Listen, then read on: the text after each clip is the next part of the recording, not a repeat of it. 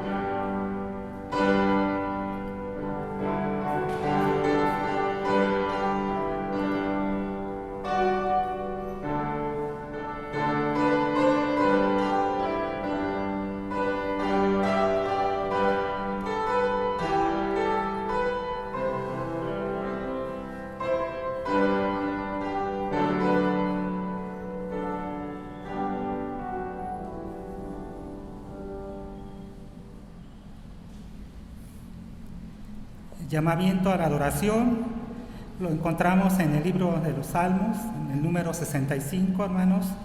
Vamos a hacer la lectura en concierto, puestos de pie.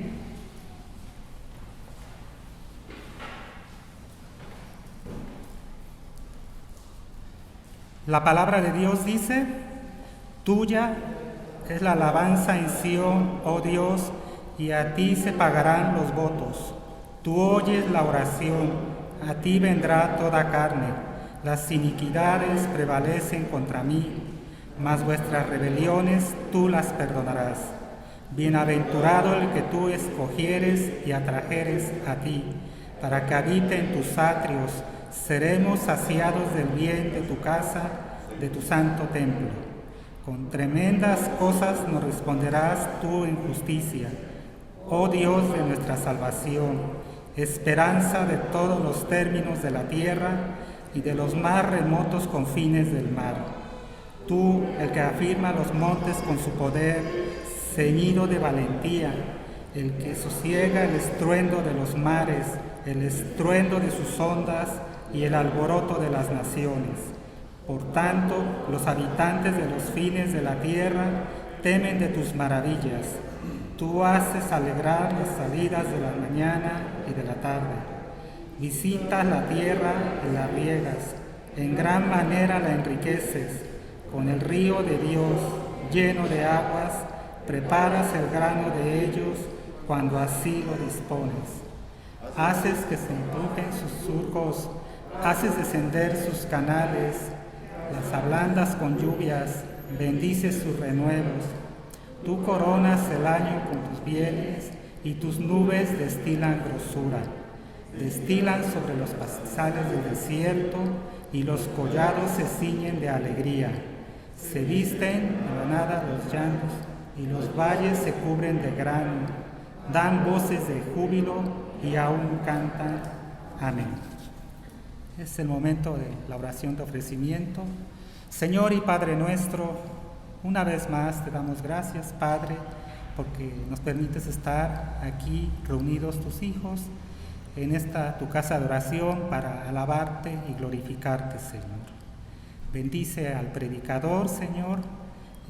Pon en sus labios las palabras adecuadas, Señor, para que podamos recibir el alimento espiritual y sobre todo, Señor, que lo podamos poner en práctica en nuestros pensamientos y en nuestras acciones. Todo esto lo ponemos en tus benditas plantas, en el nombre de nuestro Señor y Salvador Jesucristo. Amén. Es el momento, hermanos, de alabar a nuestro Dios con las estrofas del himno número 421, tiernas canciones, alzad al Señor.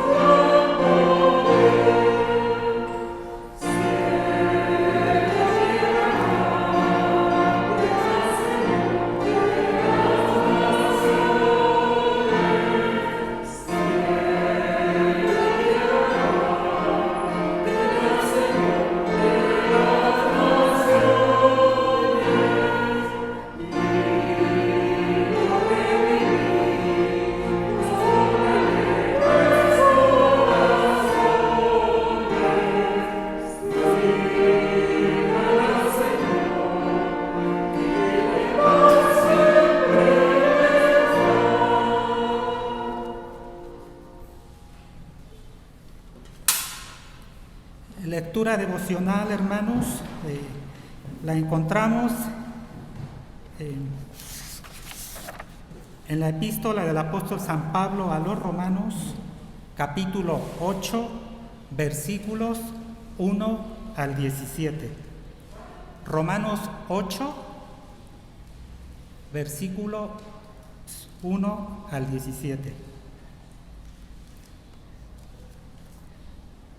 Vamos a dar lectura de manera alternada, hermanos.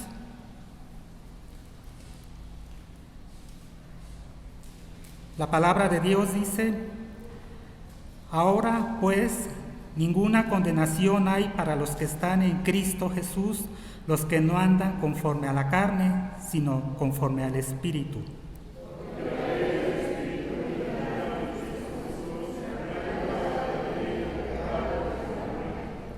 Porque lo que era imposible para la ley, por cuanto era débil por la carne, Dios, enviando a su Hijo en semejanza de carne de pecado, y a causa del pecado, condenó al pecado en la carne.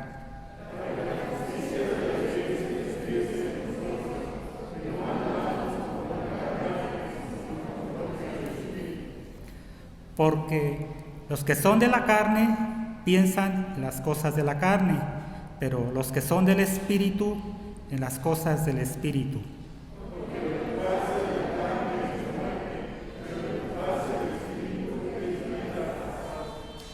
Por cuanto los designios de la carne son enemistad contra Dios, porque no se sujetan a la ley de Dios, ni tampoco pueden.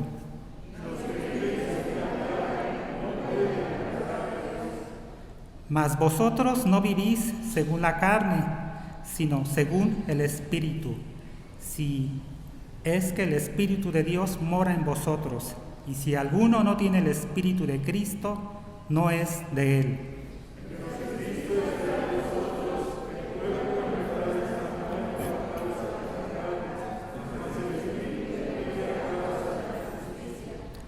Y si el Espíritu de aquel que levantó de los muertos a Jesús mora en vosotros, el que levantó de los muertos a Cristo Jesús vivificará también vuestros cuerpos mortales por su Espíritu que mora en vosotros.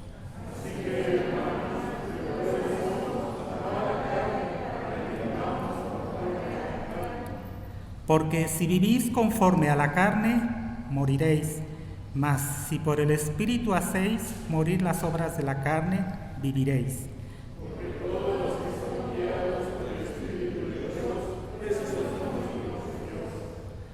Pues no habéis recibido el espíritu de esclavitud para estar otra vez en temor, sino que habéis recibido el espíritu de adopción, por el cual clamamos: Abba, Padre.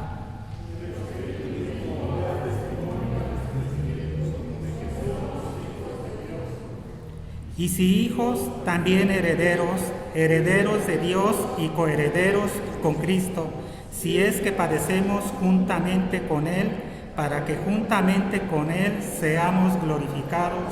Amén. Es el momento de la oración de intercesión, hermanos, y debido a que es un poco complicado que se escuche bien por el cubrebocas que traen puesto, se va a hacer una oración general y en lo sucesivo se les invita para que se comuniquen en el transcurso de la semana con la hermana Mara, para que a ella le pueden pedir que el pastor les incluya en alguna petición de manera específica. Bueno, buenas tardes, vamos a orar al Señor, como ya escucharon por parte del hermano Alberto. Vamos a hacer una oración de una forma general, vamos a orar por la salud que Dios nos da a nosotros, por la vida que nos sigue dando, por el perdón de los pecados, obviamente, y por la economía del país, por los enfermos que se encuentran en los hospitales, en sus casas, que Dios les fortalezca y les levante, si es en su voluntad se encuentre ese anhelo de las familias, de los conocidos, de los enfermos que están en cama. Vamos a orar, hermanos, si gusta ponerse en pie, por favor, para orar. Padre, muchas gracias te damos, gracias por tu misericordia, gracias porque tú permites la vida en cada uno de nosotros, Señor. Padre, reconocemos delante de tu presencia, Señor, que somos seres humanos pecadores, imperfectos, pero te rogamos, Señor, que tú nos perdones las faltas que hemos cometido de pensamiento, palabra, de actos, de intenciones que tenemos, Señor, en nuestra vida. Padre, tú conoces nuestra mente, tú conoces las palabras que hablamos, Señor, los pensamientos que hay en nuestro ser, y te rogamos en el nombre de Jesús que tú nos perdones las malas intenciones que hemos tenido, los pecados cometidos.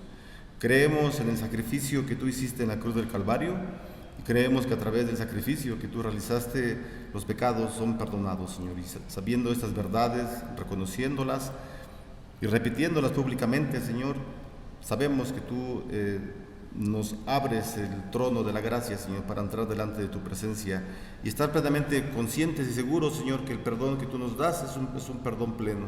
Pero también te rogamos que tu Espíritu Santo siempre nos ayude a cada uno de nosotros a caminar, Señor, de una forma conforme tú lo dices en la Escritura. Te rogamos que nos ayudes a cumplir tus mandamientos, Señor, y que en cada momento expresemos el amor que te tenemos a ti y al prójimo, Señor. Así mismo también oramos por cada uno de los hermanos, de las personas que se encuentran en los hospitales, que están enfermos, Señor, por diversas causas, Señor. Oramos a ti para que tú les consueles, sobre todo, que pongas en cada uno de ellos la esperanza que tú das, Señor. Creemos que tú puedes levantar, Señor, a los enfermos, Padre, pero eso es solo en tu voluntad permanece. Y te pedimos, en el nombre de Jesús, que tú tengas esa misericordia para cada uno de los que se encuentran debilitados, Señor, por la enfermedad. También te pedimos por sus familiares, Señor, que tú les fortalezcas, pues cuidar a un enfermo es muy cansado, Señor. Te pedimos que pongas la economía suficiente en los hogares de la iglesia, en los hogares de todo el mundo, de los hogares que necesitamos de ti, Señor. Y te pedimos que tú estés dando trabajo, Señor, a aquel que no tiene. Oramos para que abras puertas y que tú estés pues trayendo, Señor, buenos empleos a las personas. No solamente oramos por tu iglesia, Señor, sino por toda tu creación. Tú has creado, Señor, el mundo, y tú dices en tu palabra que el sol sale para todos los individuos, Señor, y por eso es que te pedimos por la economía, por los gobiernos, Señor, de todo el mundo, que tú establezcas buenos principios, Señor, en los dirigentes, que haya buenas fuentes de empleo, Señor, para que los individuos podamos estar sobreviviendo, Señor. Te agradecemos porque conocemos de tu palabra, Señor, porque nos has dado la oportunidad de abrir el templo, y te agradecemos por ello, Señor. Toma a cada uno de los que estamos presentes, Señor. Quizá el día de hoy esté gente nueva en el templo, Señor. Quizá esté gente que viene por vez primera a la iglesia, Señor. Y te rogamos en el nombre de Jesús que tú le bendigas, Señor. Solo tú sabes por qué has traído a las personas hasta este sitio, Señor, a esta hora. Y te damos gracias por ello, Señor, porque nos das esta oportunidad de ya poder abrir la capilla, el templo, Señor, y poder bendecir tu nombre de una forma pública, abierta, Señor, con todas las medidas de seguridad. Padre, te pedimos que tú, Señor, nos sigas bendiciendo en nuestra vida cristiana, Señor, que en cada una de las situaciones difíciles que tenemos, que tú seas también, Señor, el que nos traiga la paz y la tranquilidad. Te agradecemos porque pues hay familias, Señor, que trabajan fuera, Señor, que a veces se distancian por los empleos, Señor, y tú les has traído nuevamente. Oramos por la vida del hermano Ernesto, que tú le bendigas. Gracias, porque después de varios días, Señor, de estar en las plataformas trabajando, Señor, tú le has reunido con su familia, Señor. Te damos las gracias por Yuli, por sus hijos, y te rogamos, Señor, que tú le sigas bendiciendo, Señor. Bendice la vida, Señor, de tu iglesia. Bendice, Señor, a cada uno de nosotros que estamos en el culto, también a los hermanos que por alguna razón están en sus casas, Señor, o que han ido a otros templos. También te pedimos tu bendición, Señor, para cada uno de los pastores, de los predicadores, que en cada una de las iglesias, Señor, también han realizado esta actividad, Señor. Y también por los que siguen transmitiendo por internet, te pedimos que tú sigas bendiciendo, que sigas organizando, Señor, sus iglesias, para que se siga transmitiendo, Señor. Así como en el tiempo de la Reforma tú permitiste que la imprenta fuera un instrumento en que el Evangelio se difundió por toda Europa y por todo el mundo, así mismo también, Señor, hoy tú permites que la internet sea usada por la iglesia, Señor. Oramos para que lo usemos de una forma correcta, Señor. Permítenos estar centrados, Señor, en lo que hacemos en la internet, y te pedimos que tu evangelio se siga extendiendo a todas partes, Señor. Te pedimos por todos los hermanos, por todos los predicadores que preparan sus estudios, sus temas, los mensajes cada 8 días, Señor, para que tú les bendigas, que sea tu Espíritu Santo siempre obrando en sus vidas y que la palabra siga llegando, Señor, a los hogares que lo necesitan. Necesitamos una reconciliación contigo, con el Padre, y únicamente a través del sacrificio de Jesucristo podemos obtener esta necesidad en cada uno de nosotros como cristianos. Toma las necesidades que tenemos, Señor. Tú conoces a cada uno de nosotros, nuestra situación, si estamos enfermos, Señor, si estamos padeciendo de alguna necesidad o estamos agradecidos solamente, Señor. Te pedimos en el nombre de Jesús que tú seas quien ministre a tu iglesia, Señor, y que en esos momentos de oración individual que estamos cada uno, que tú les hables, Señor, en tu palabra, que tú les estés manifestando tu voluntad a tu iglesia. Te damos las gracias y te lo pedimos en el nombre de Jesucristo, nuestro único Salvador. Amén. Pueden sentarse, hermanos.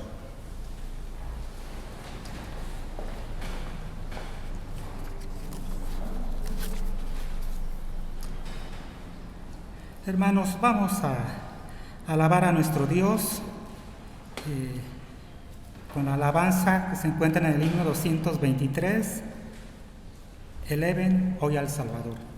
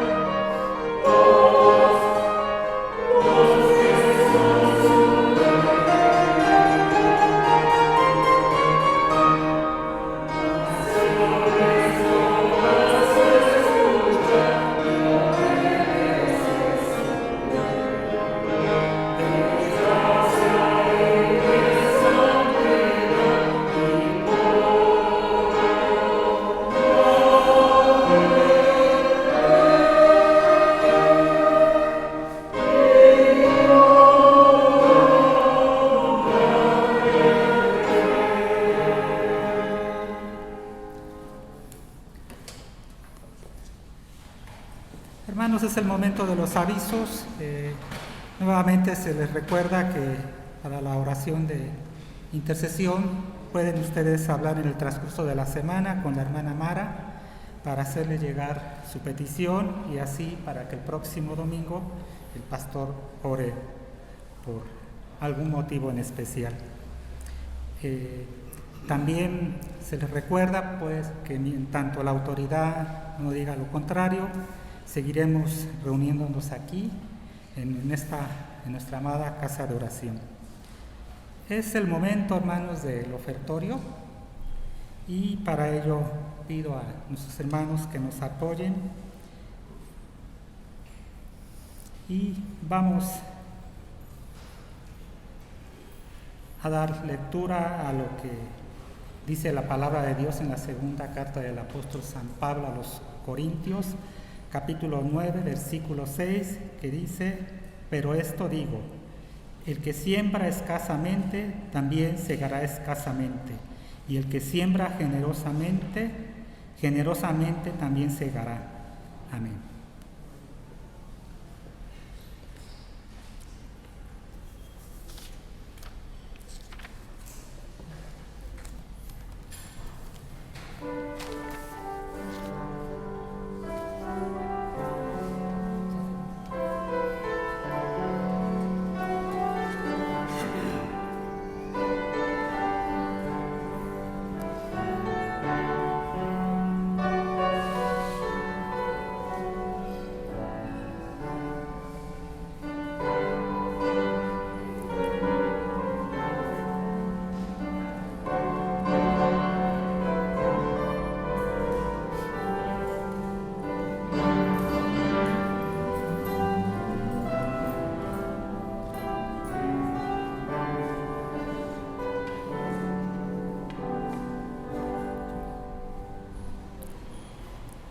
Puestos de pie, hermanos. Señor y Padre nuestro, tus hijos aquí reunidos aportan un poco de lo mucho que tú nos das, Señor. Bendice al dador alegre, bendice, Padre, estos dineros, bendice al administrador de estas ofrendas, Señor. Todo esto lo ponemos en tus benditas plantas, en el nombre de nuestro Señor y Salvador Jesucristo. Amén. Bien, hermanos, a continuación viene la lectura bíblica que se encuentra en el libro de Éxodo, capítulo 12, 37 al 51, que es la lectura base del mensaje de hoy, que se titula El Éxodo. Nuestro predicador, el presbítero Jesús Vallarta Jiménez, está acá. Perdón, Éxodo 12, 37 al 51. Éxodo 12, 37 al 51.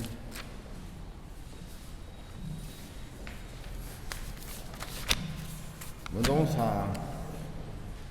a dar lectura a la palabra. ¿Ya tienen el texto, hermanos?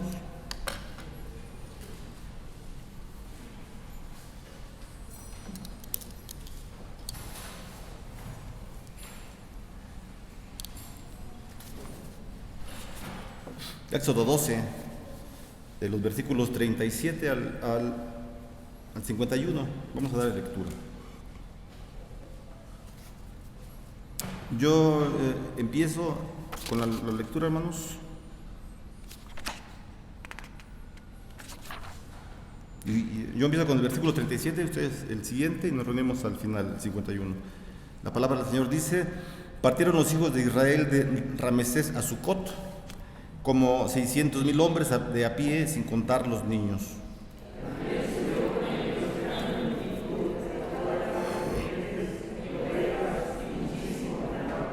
Y cocieron tortas sin levadura de la masa que habían sacado de Egipto, pues no habían leudado, porque al echarlos fuera los egipcios no habían tenido tiempo ni para prepararse comida.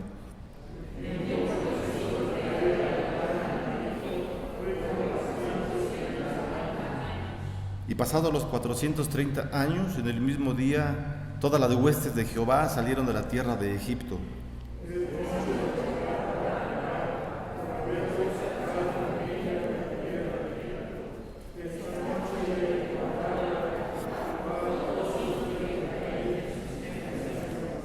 Y Jehová dijo a Moisés y a Aarón: esta es la ordenanza de la Pascua, ningún extraño comerá de ella.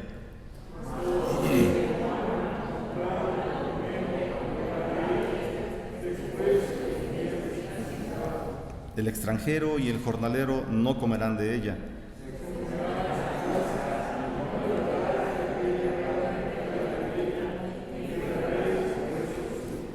Toda la congregación de Israel lo hará.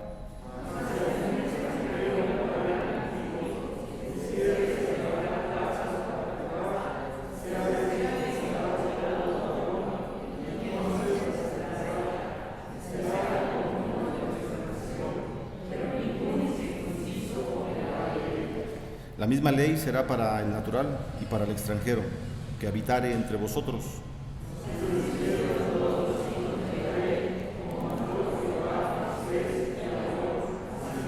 Todos, y en aquel mismo día sacó Jehová a los hijos de Israel de la tierra de Egipto por sus ejércitos.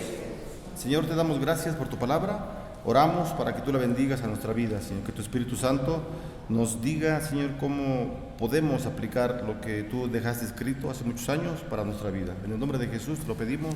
Amén. ¿Pueden sentarse, hermanos? Bueno, hoy vamos a hablar acerca de la salida que tuvieron el pueblo de Israel de Egipto. Conocemos la historia, ¿verdad? Es una historia que es muy famosa.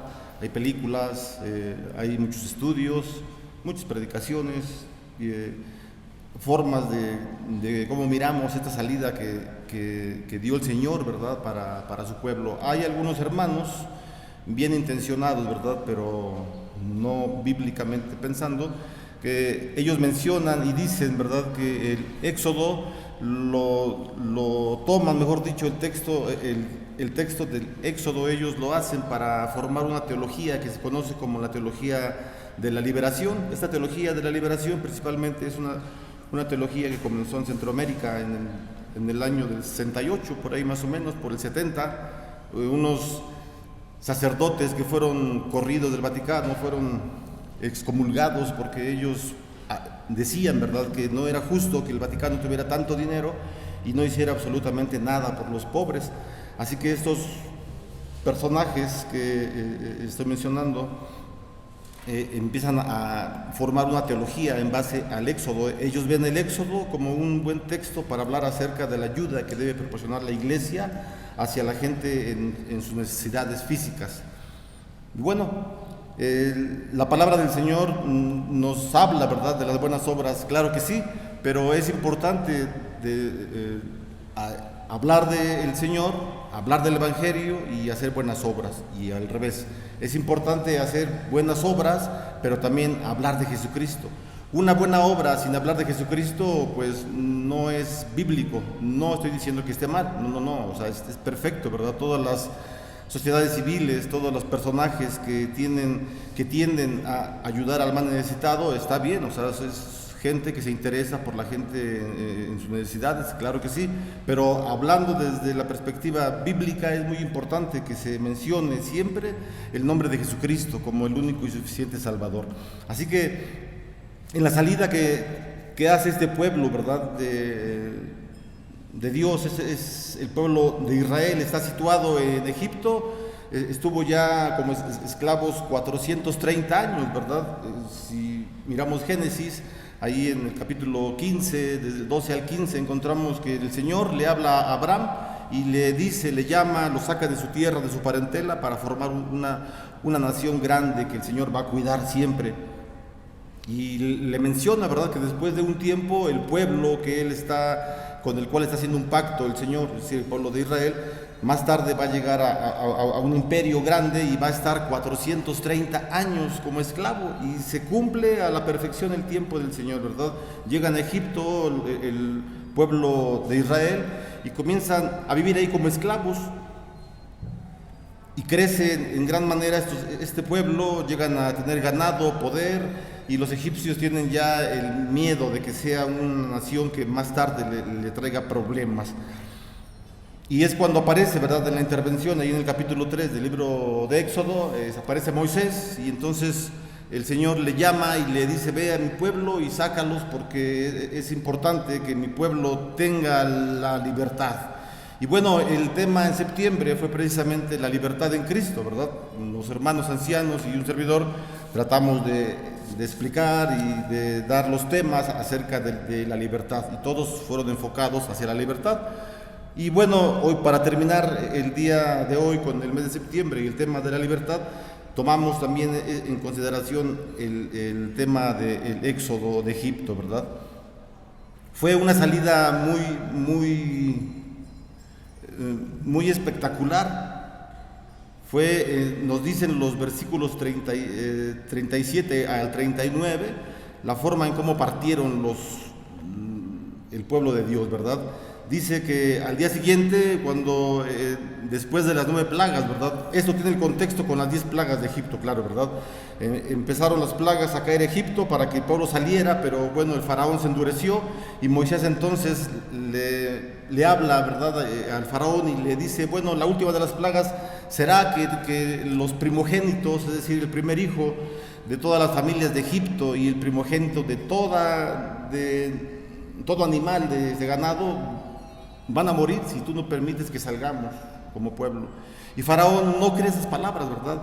Y permite que pase, y bueno, mueren los primogénitos. Usted conoce la historia, mueren los primogénitos de todo Egipto, pero el Señor manda a Moisés, ¿verdad?, que instituya la Pascua, ¿verdad? Y es precisamente esto lo que nos trae mucho relación con el tema de hoy. La Pascua se celebra en los momentos de independencia, es decir, ¿qué es la Pascua? La Pascua es una cena, ¿verdad?, en donde el pueblo de Israel celebra la libertad, porque en esa noche, cuando mueren todos los primogénitos de Egipto, entonces el Señor permite que todo el pueblo salga de Egipto. Es decir, Egipto en la Biblia nos da un significado del mundo, del pecado. Y entonces lo podemos nosotros, ¿verdad?, traspolar a nuestra vida, a nuestra generación, y pensar, ¿verdad?, que nosotros también de una forma estuvimos en el mundo, estuvimos en Egipto. Y el Señor Jesucristo, a través de su sacrificio, Él nos ofrece la libertad. Así que este pueblo de Israel está en Egipto, y es en Egipto en donde se realiza la primera cena de la Pascua, ¿verdad? Aún están en Egipto, y comiendo la cena de la Pascua, inmediatamente van a salir rápido todo el pueblo de Israel, y fue así. Y bueno, debió haber sido una gran tarea, ¿verdad?, por parte de Moisés, por parte de Josué, de Caleb, de todos los líderes que estaban al frente de Israel. Debió haber sido una gran labor para ellos, sacar al pueblo de una nación poderosa, pero en donde ellos ya necesitaban ser hombres y mujeres libres, completamente libres. Pero en el planeamiento que tiene Moisés, Aarón, toda su familia, en ese planeamiento ellos sabían y olían que la victoria estaba cerca, la victoria del Señor. Tenemos que recordar, ¿verdad?, cómo es que al Señor se le conoció por todos estos actos sobrenaturales que Él pasó en el desierto. Fueron actos portentosos, sobrenaturales, en donde caía alimento del cielo, en donde una nube enorme los cubría del calor cuando caminaban, y en la noche una columna de fuego les alumbraba y les daba calor al pueblo de Israel. Es decir, la provisión de Dios se manifestaba, ¿verdad? Dicen los estudiosos, ¿verdad?, los geógrafos, mencionan que para salir de la parte en donde se encontraban los israelitas en Egipto, para llegar hacia la tierra prometida, aproximadamente eran cerca de 3 meses caminando por el desierto. Pero ellos no creyeron en la palabra del Señor. El Señor les había dicho: entren a Canaán, yo les voy a dar la tierra que fluye leche y miel, es decir, con mucha bendición, una tierra muy fructífera, con mucho ganado, con mucho pasto, para que ustedes puedan alimentarse.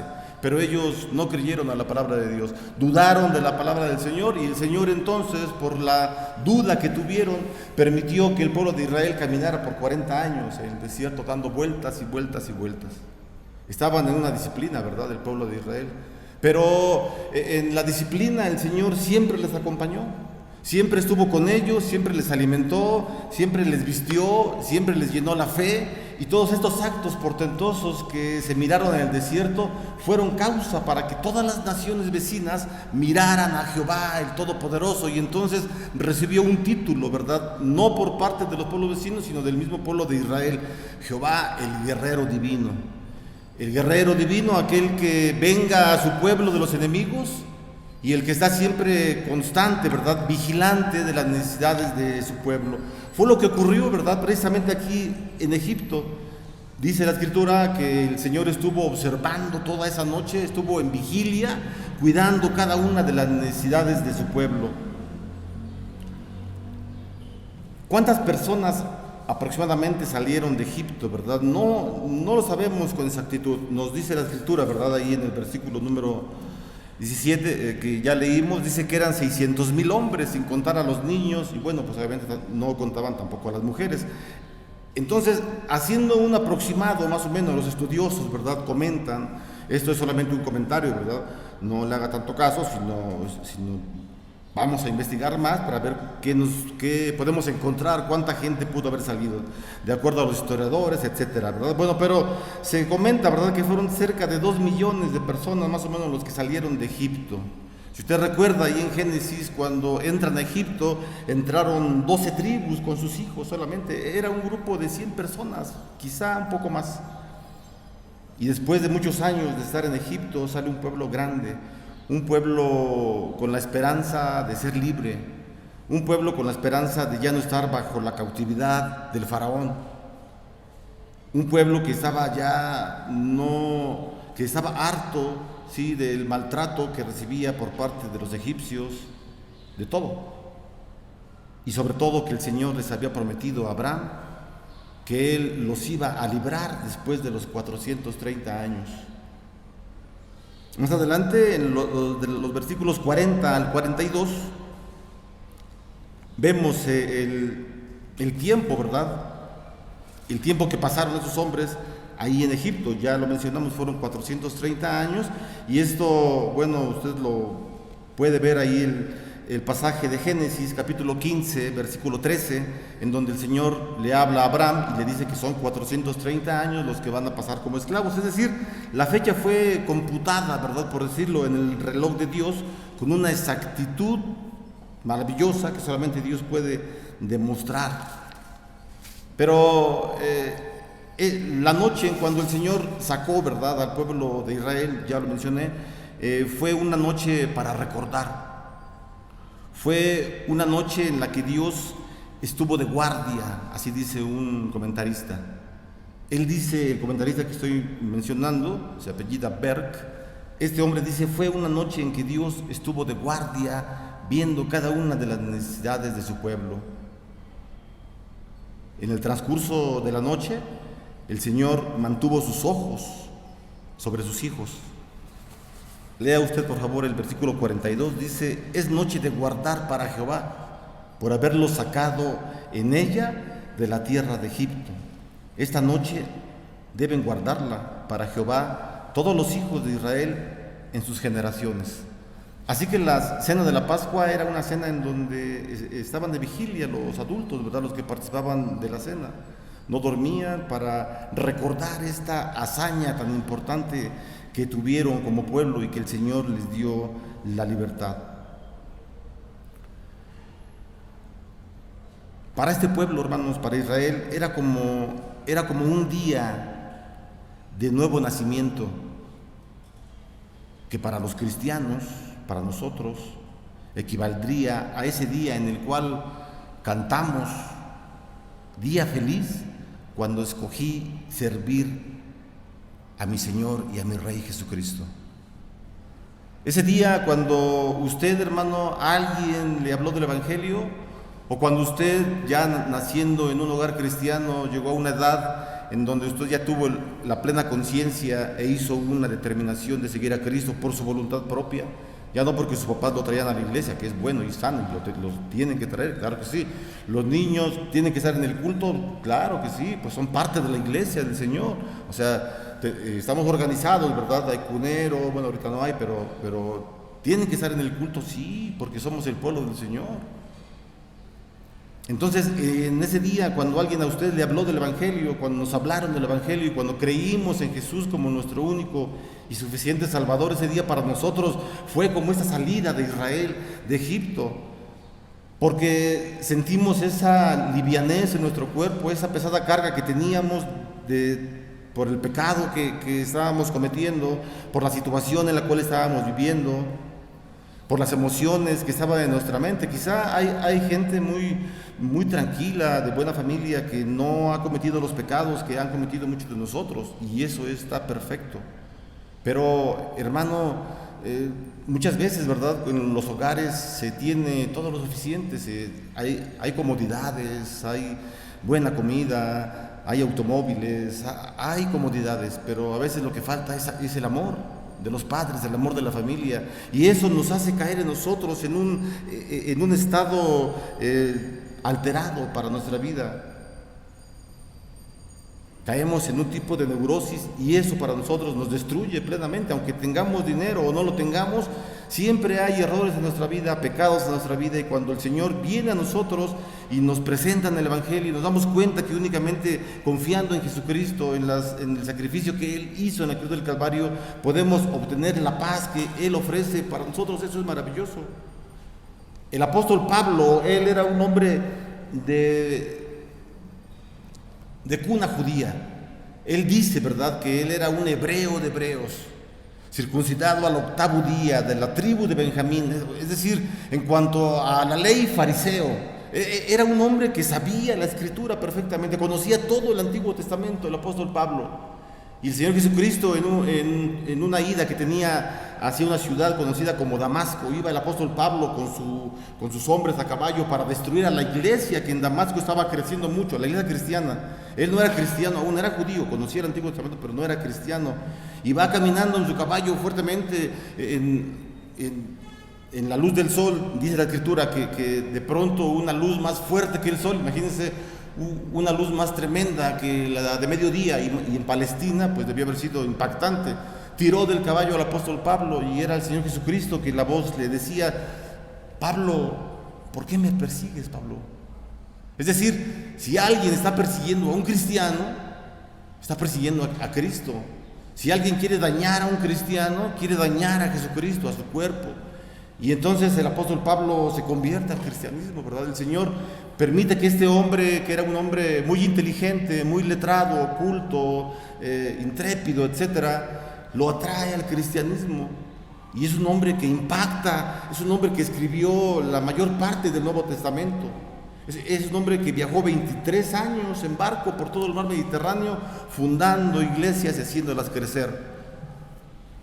Bueno, este hombre, cuando conoce de Jesucristo, cuando él recibe la luz divina, él siente lo mismo que sintieron los israelitas cuando salen de Egipto. Son liberados, fuimos libres. Y esto es lo que tenemos que recordar. Antes éramos esclavos, hoy somos libres. Porque la Pascua precisamente se conmemoró para recordar el pasado, con miras al futuro. Y eso es importante. La iglesia no debe olvidar su historia. La iglesia no debe olvidar lo que ha pasado en situaciones que le ha producido dolor, para que ese mismo sufrimiento pueda ser de victoria en adelante. Así que ya una vez que el Señor está atento, ¿verdad? Fue una noche en que Dios estuvo de guardia, donde Él estuvo vigilando cada una de las necesidades que tenía el pueblo. Entonces el Señor les da más instrucciones a Moisés y a los líderes, ¿verdad? Y dice de los versículos 43 hasta el 51, son las instrucciones de la Pascua. Ya leímos los textos, ¿verdad? Entonces este hombre, este Moisés, que está al frente de todo este pueblo, está recibiendo la información correcta que Dios le tiene que dar.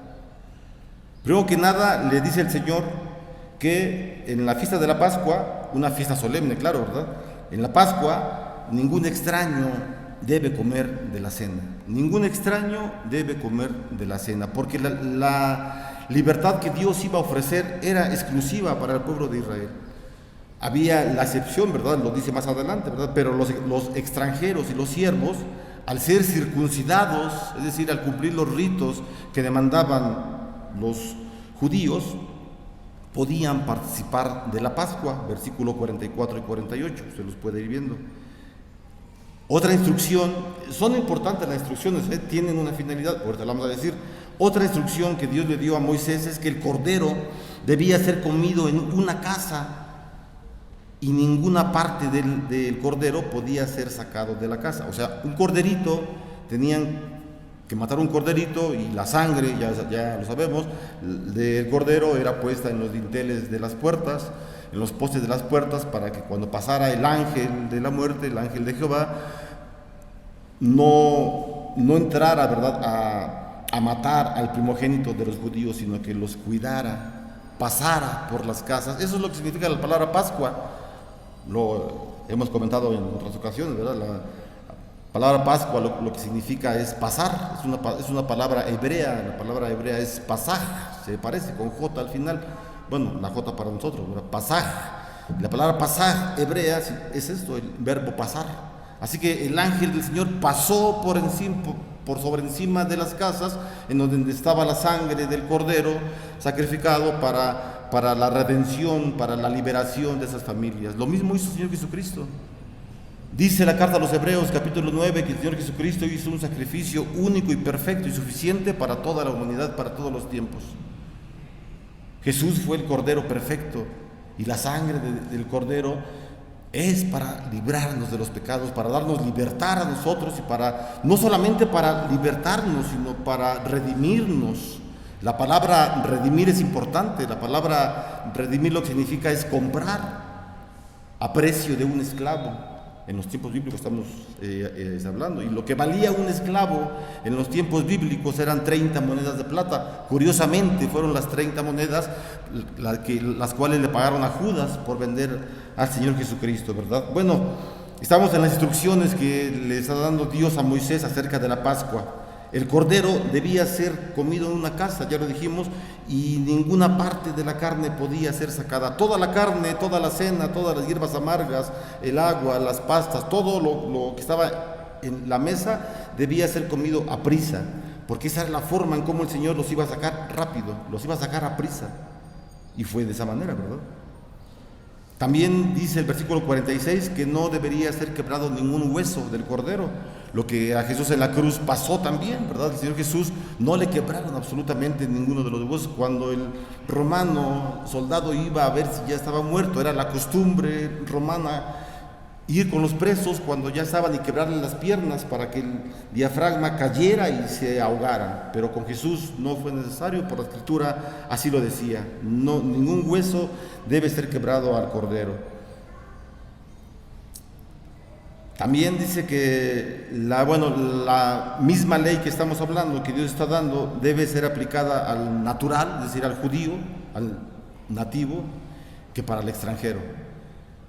Bueno, esas instrucciones que Dios le dio a Moisés, esas instrucciones hacían hincapié, hermano, en la unidad de comunión. Otra vez, las instrucciones que recibió Moisés acerca de la Pascua hacían hincapié en la unidad de comunión. ¿Qué queremos decir? Que en la congregación de Israel no tendría que haber absolutamente ninguna división. Ninguna división. El Cordero era uno y el pueblo también era uno. Por eso no se admitían extranjeros. El Cordero era uno, el pueblo también era uno. Y así, todos nosotros somos uno en Cristo Jesús. Dice el apóstol Pablo que el Señor Jesús vino a derribar el muro intermedio entre gentiles y judíos.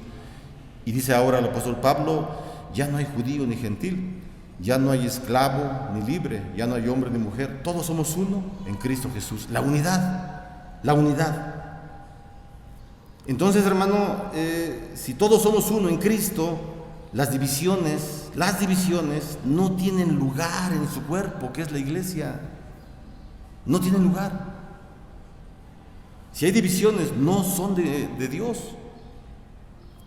El apóstol Pablo, en la primera carta a los Corintios, él dedica 3 capítulos enteros, hermanos, 3 capítulos enteros a hablar acerca de la unidad, porque Pablo se entera, ¿verdad? El apóstol Pablo está en sus viajes y se encuentra en una ciudad que no es Corintio, y le llegan hasta él las noticias, ¿verdad?, de que los hermanos de Corintio tienen muchos problemas. Dice la escritura ahí en Corintios que unos hombres, los hombres de Cloé puede haber sido una mujer, puede haber sido su apellido, su nombre, no lo sabemos, que tenía quizá una empresa de barcos, de transporte, y los hombres de Cloé, sus trabajadores, conocían a Pablo, seguramente eran cristianos, y fueron con Pablo y le dijeron: Pablo, mira, en Corintio, la iglesia que tú fundaste con Pedro, con Apolos, obviamente es del Señor, hay problemas. Hay un hermano que se está acostando con su madrastra. Bueno, yo lo digo con mis palabras, pero así lo dice la escritura, ¿verdad? Y la iglesia lo está consintiendo. Hay otros hermanos de la iglesia de Corintio. Hay otros hermanos que están concurriendo, ¿verdad?, a los sacrificios de ídolos, y están comiendo la comida que se ofrece a ídolos, a demonios. Y en fin, hay muchos problemas en Corintio. Entonces Pablo está molesto, ¿verdad? Y él entonces le escribe la carta a los Corintios. ¿Cómo la escribiríamos nosotros, la carta? ¿De qué forma? ¿Qué les diríamos? Vaya por favor ahí a la primera carta a los Corintios y vamos a ver cómo es que Pablo, a pesar de que él sabía la conducta anticristiana que tenían estos hombres de Corintio, fíjese cómo él les escribe. Dice en el versículo 1: Pablo, llamado a ser apóstol de Jesucristo por la voluntad de Dios, y el hermano Sóstenes, a la iglesia de Dios. Escuche bien el versículo 2: a la iglesia de Dios que está en Corinto. Corinto era una ciudad pagana. Todos los que no eran de las iglesias, si la iglesia se comportaba así, imagínense cómo se comportaban los que no eran de la iglesia. Peor. Habían templos que eran dedicados a los dioses de la fertilidad, por ejemplo, y eran templos en donde los hombres y mujeres podían ir y tener relaciones sexuales con sacerdotes o mujeres que se dedicaban a la prostitución santa, entre comillas, y no había problema. Y los cristianos de Corintios estaban siendo incitados a esas prácticas, bueno, muchas prácticas más. Ustedes lean Corintios para que vean todas las faltas que cometían los hombres. Pero el apóstol Pablo les dice en el versículo 2, a la iglesia de Dios que está en Corinto. Es la iglesia. ¿Es pecadora la iglesia? Es la iglesia. Es la iglesia. Y la iglesia es la corona de la creación. Bueno, el hombre, el ser humano es la corona de la creación. Todo hombre, sea cristiano o no sea cristiano, somos la corona de lo que Dios ha creado, de todo lo que ha creado. Bueno, de esta corona de la creación, la iglesia es un pueblo especial por el Señor. Así que Pablo sabe que es una iglesia que tiene mala conducta, pero aún así él sabe que son la iglesia, que es la iglesia de Dios que está en Corintio, una ciudad pagana. No importa dónde esté, pero es la iglesia. Es decir, hay esperanza para la iglesia, hay redención para la iglesia, hay perdón de los pecados en Jesucristo. Esto no nos habla, ¿verdad?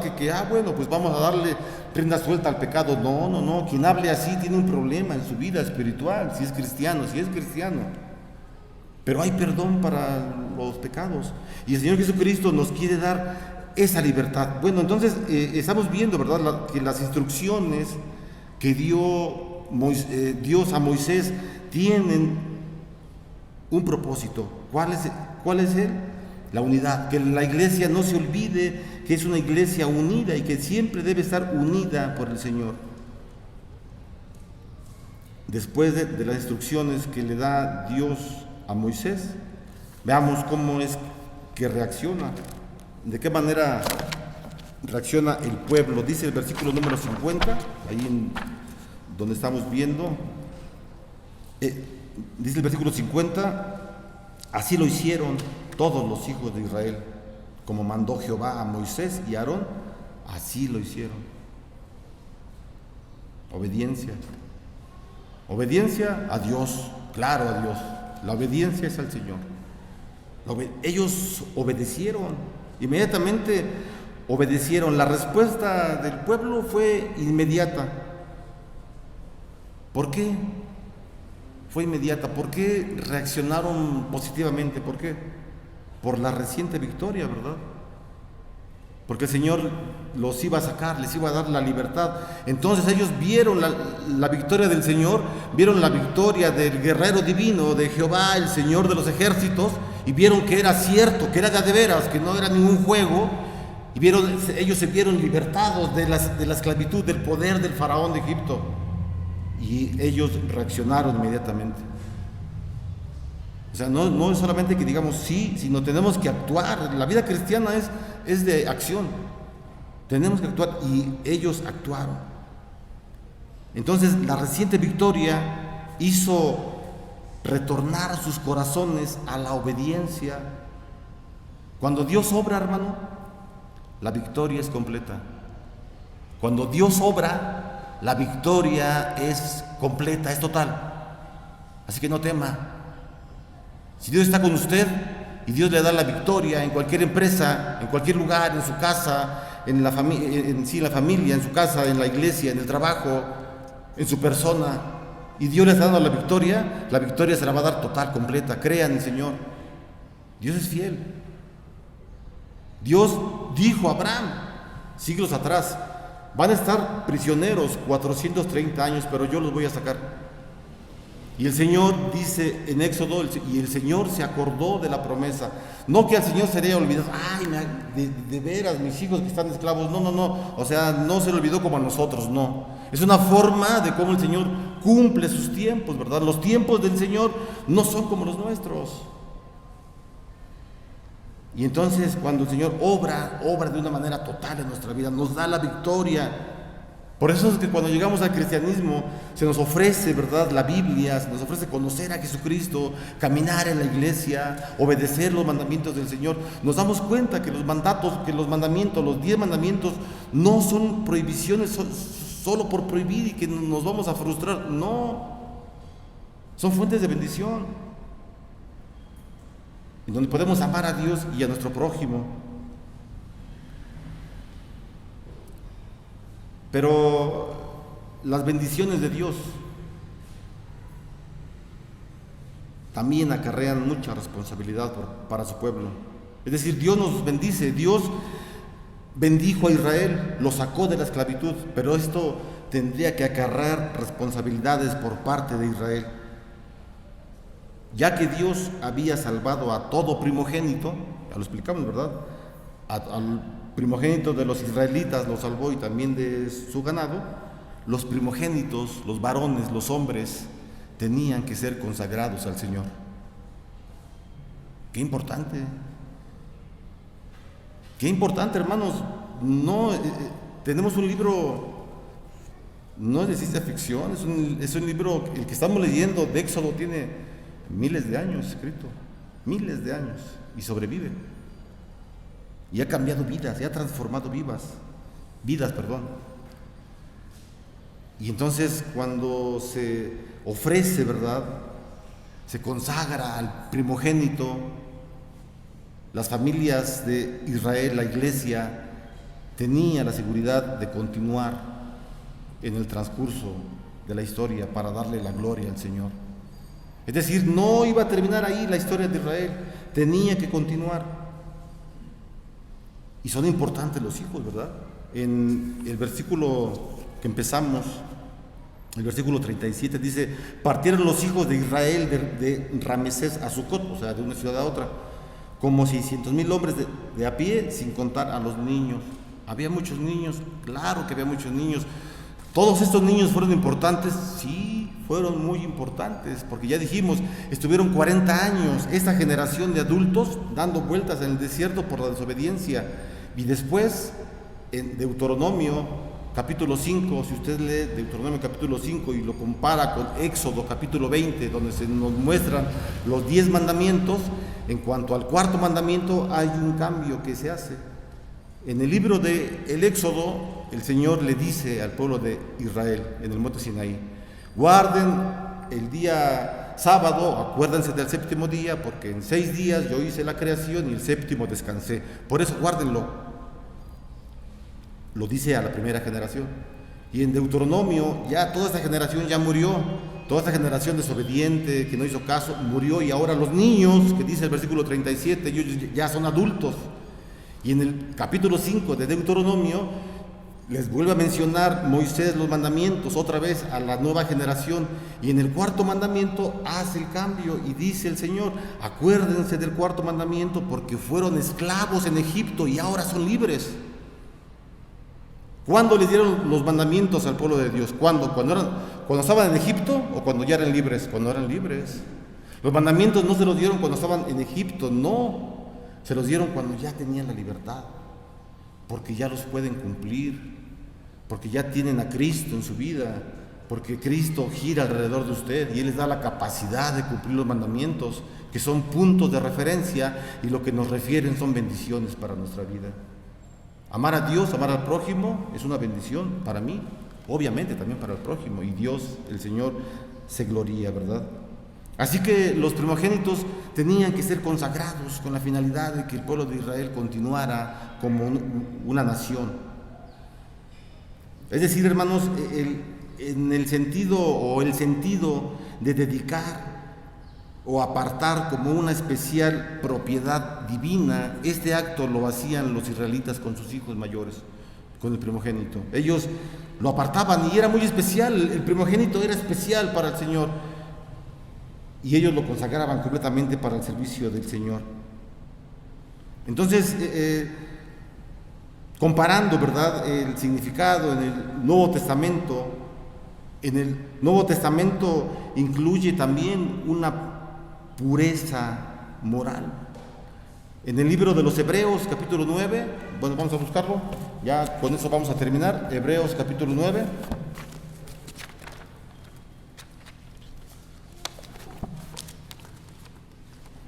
Bueno, si alguien lo encuentra, Hebreos capítulo 9, y iba a decir que lo leyera, pero yo lo voy a leer. Hebreos capítulo 9, hermano, vamos a leer los capítulos 13 y 14.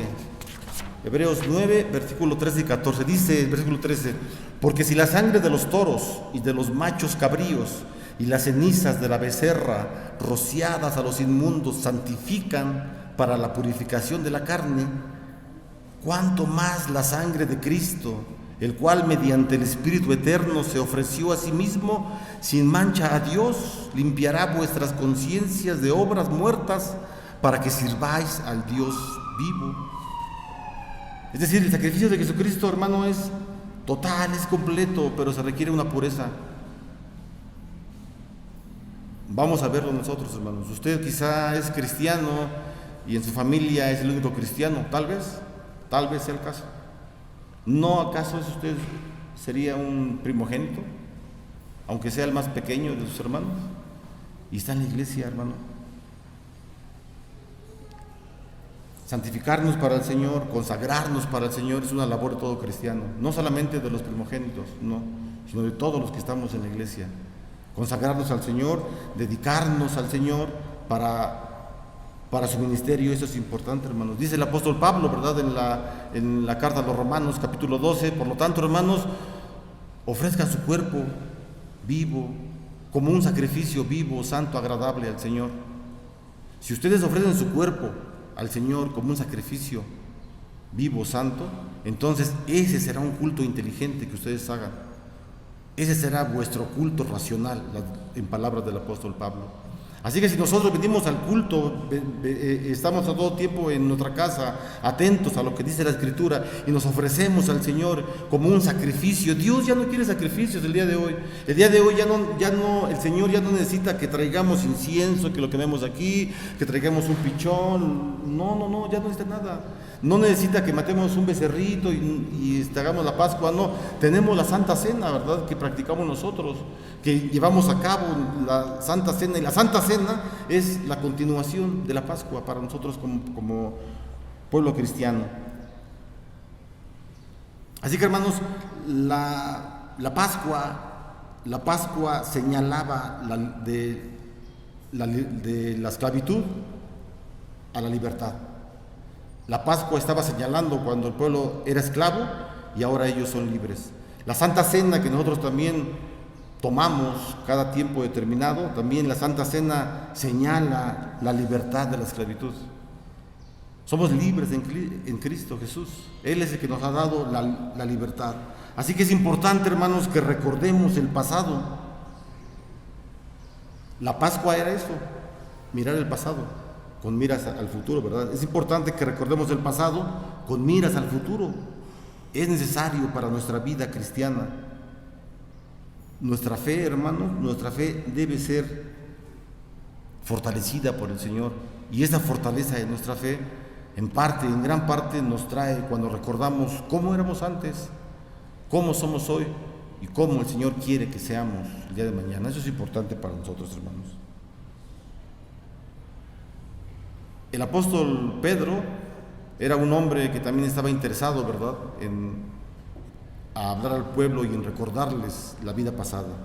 Y en la segunda carta, cuando Pedro está a punto de morir, él tiene solamente un deseo: que toda la enseñanza que él le ha dado al pueblo no se vaya, no se elimine de la cabeza de cada uno de sus discípulos, sino que ellos continúen con la práctica del Evangelio. El Evangelio, hermanos, la vida cristiana, es importante que estemos viendo hacia atrás, no para sentir dolor de lo que estemos pasado, no para que nos preocupemos por el pasado, porque está en manos del Señor. Que miremos al pasado y ver cómo éramos antes, cómo el Señor nos ha dado la libertad que tanto necesitábamos en nuestra vida. Y bueno, este mensaje para nosotros es necesario porque nos trae siempre a colación, ¿verdad?, que necesitamos de Dios en nuestra vida, y nuestra vida cristiana está puesta a manos de Jesucristo, el único que nos puede dar esa libertad. En la sangre de Cristo, hermano, hay libertad. En el sacrificio de Cristo hay libertad. Vaya usted, hermano, a los pies de Cristo. Si usted no conoce de Cristo, no conoce del Evangelio, es la primera vez que está escuchando de la palabra, acérquese con alguno de los que estamos aquí en la iglesia. Todos somos cristianos y todos le podemos hablar de la palabra. Y usted es cristiano, hermano, usted conoce del Evangelio, hable de Jesucristo. Hable de todas partes, hable a sus amigos, a su familia, en el trabajo, hable que hubo un hombre que cumplió toda la voluntad de Dios, que fue Jesús. Fue un hombre que fue 100% Dios, que es Dios. Fue un hombre que cuando vivió en este mundo fue 100% hombre, tuvo hambre, lloró, tuvo necesidades biológicas, físicas, pero jamás dejó de ser Dios. A Él debemos recurrir. Solamente Él es el que nos trae paz.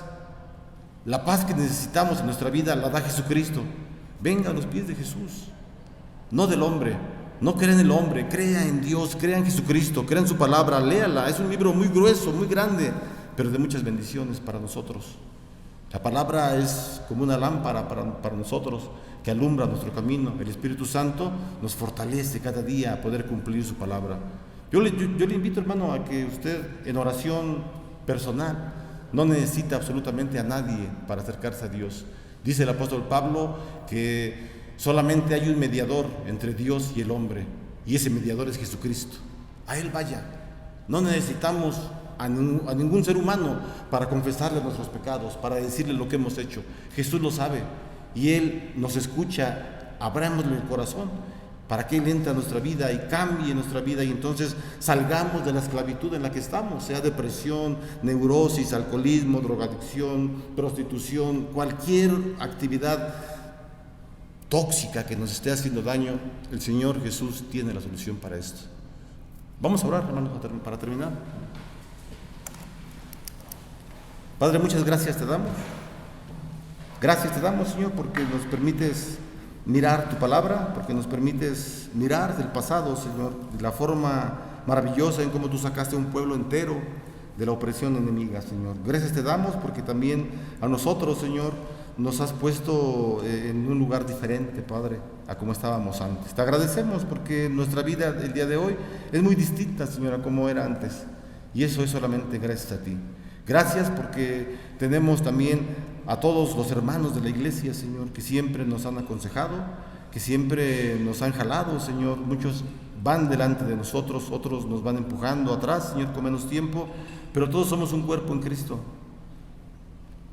Hay unidad en tu iglesia, Señor, y te pedimos que nos ayudes a que se fomente siempre la unidad, el amor hacia unos y hacia otros, pero sobre todo el amor a ti, Señor. Ayúdanos a recordar, Padre, que la memoria esté siempre en nosotros para que podamos equilibrar, Señor, las bendiciones que tú nos has dado con toda la vida pasada que estábamos llevando. Te agradecemos por la sangre del Cordero que fue derramada en la cruz y que a través de ella nuestros pecados son limpiados. Te pedimos que tu Espíritu Santo nos siga ayudando a que seamos mejores, Señor, y cuando estemos en error, que tu mismo Espíritu, Señor, no esté tranquilo, sino que nos mantenga siempre alerta, Señor, que estamos haciendo cosas indebidas para que podamos corregirlas. Te lo pedimos y te damos gracias en el nombre de Jesús, nuestro único y suficiente Salvador. Hermano, reciba la bendición, que la gracia del Señor Jesucristo, el amor de Dios y la comunión con su Espíritu Santo sean hoy y siempre con cada uno de ustedes y sus familias. Amén. Que Dios les bendiga. Así de pie, hermano, vamos a entonar la doxología. Vamos a despedirnos, hermanos, con la doxología del himno número 450, Dios te bendiga.